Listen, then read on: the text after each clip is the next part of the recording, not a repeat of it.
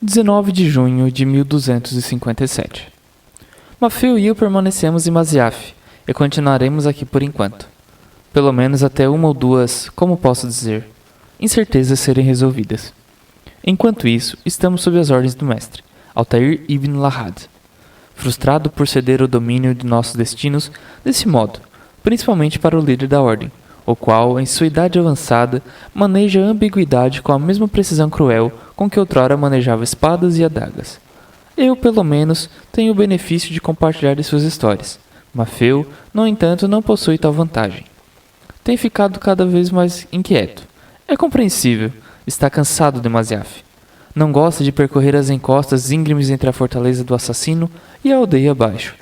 E o terreno montanhoso é pouco atraente para ele.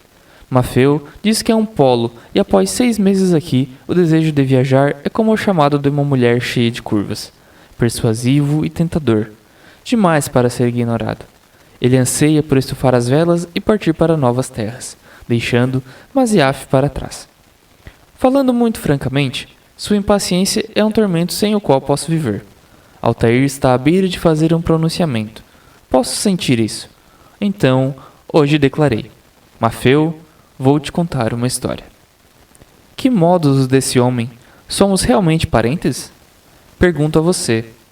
Eu começo a duvidar, pois, em vez de receber essa notícia com entusiasmo que claramente se justificaria, poderia jurar que o ouvi bufar.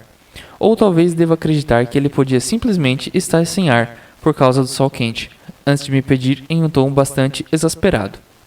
Antes que me conte, Nicolo, você se importaria de me dizer do que se trata? No entanto, continuei. Essa é uma boa pergunta, irmão. Respondi, e pensei um pouco sobre o assunto enquanto seguíamos nosso caminho, subindo pela terrível encosta. Acima de nós, a cidadela pairava sombriamente no promontório, como se estivesse sido talhada no próprio calcário. Eu tinha decidido que queria o cenário perfeito para contar minha história, e não havia lugar mais apropriado do que a fortaleza de Masyaf. Um castelo imponente, com muitas torres e cercado pelos rios reluzentes, que ocupava uma posição de destaque diante da movimentada aldeia abaixo. O assentamento em um ponto alto dentro do vale do Orontes, um oásis de paz, um paraíso. Eu diria que é sobre conhecimento, decidi finalmente. Assassin, como sabe, representa guardião em árabe.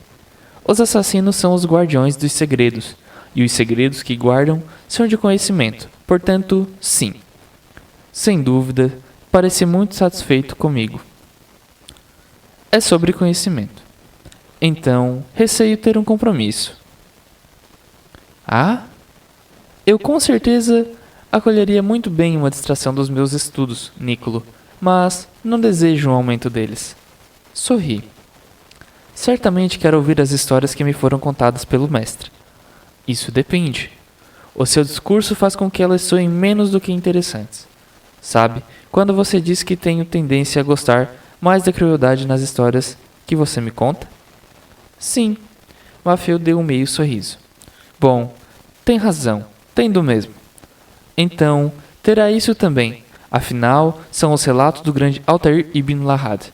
Essa é a história da vida dele. Irmão, acredita em mim. Não vão faltar acontecimentos, e muito deles você ficará feliz em perceber. Tem derramamento de sangue.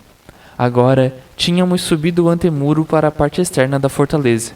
Passamos por baixo da arcada e atravessamos o posto de guarda, subindo novamente, ao irmos em direção ao castelo no interior.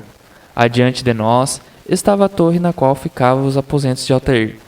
Por semanas eu o visitei ali, e passei incontestáveis horas ao seu lado, extasiado, enquanto ele se sentava com as mãos entrelaçadas e os cotovelos sobre os braços da cadeira, alta contando suas histórias, com os velhos olhos mal podendo ser vistos sob o capuz. E cada vez mais me dava conta de que aquelas histórias estavam sendo contadas para mim com um propósito, que, por algum motivo, ainda incompreensível para mim, eu fora escolhido para ouvi-las. Quando não contava as histórias, Altair refletia entre livros e lembranças, às vezes olhando fixamente por longas horas para fora da janela da sua torre.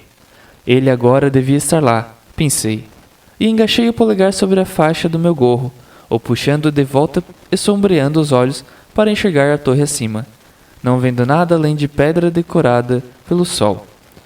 Temos uma audiência com ele? Maffeo interrompeu meus pensamentos. Não, hoje não. Respondi apontando então para uma torre à nossa direita. Vamos lá para cima. Maffeo franziu a testa.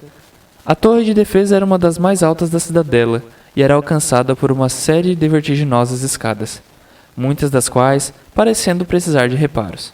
Mas eu era insistente e enfiei a túnica no cinto, conduzindo em seguida Maffeo acima para o primeiro nível, depois para o seguinte e finalmente ao topo. De lá, avistamos toda a zona rural, quilômetros e quilômetros de terreno escarpado. Rios como veias, agrupamentos de povoados. Olhamos para Masyaf, da fortaleza para as edificações e os mercados da vasta aldeia lá embaixo. A paliçada de madeira da defesa externa e do estábulo. O quão alto estamos? Perguntou Maffeo, parecendo um pouco nauseado, sem dúvida consciente de estar sendo esmurrado pelo vento e de que agora o chão parecia muito, muito distante. Uns 80 metros, respondi. Alto bastante para deixar os assassinos fora do alcance de arqueiros inimigos, mas o bastante também para permitir que façam chover flechas, e muito mais sobre eles. Mostrei a eles as aberturas que nos cercavam por todos os lados. Daqui, os balestreiros, eles podem jogar pedras ou óleo sobre o inimigo, usando estas plataformas de madeira. Se projetavam para fora e nos movíamos agora por uma delas, segurando em apoios verticais de ambos os lados e nos inclinando para olhar para baixo. Diretamente sob nós, a torre precipitava-se na borda do despenhadeiro. Ainda mais abaixo estava o rio reluzente. Com o sangue sendo drenado do rosto, Maffeo recuou para a segurança do chão da torre. Eu ri, fazendo o mesmo, e no íntimo, contente por fazer isso, já que eu mesmo me sentia um pouco tonto e enjoado, verdade seja dita. E por que você nos trouxe até aqui? Perguntou Maffeo. É onde minha história começa, falei.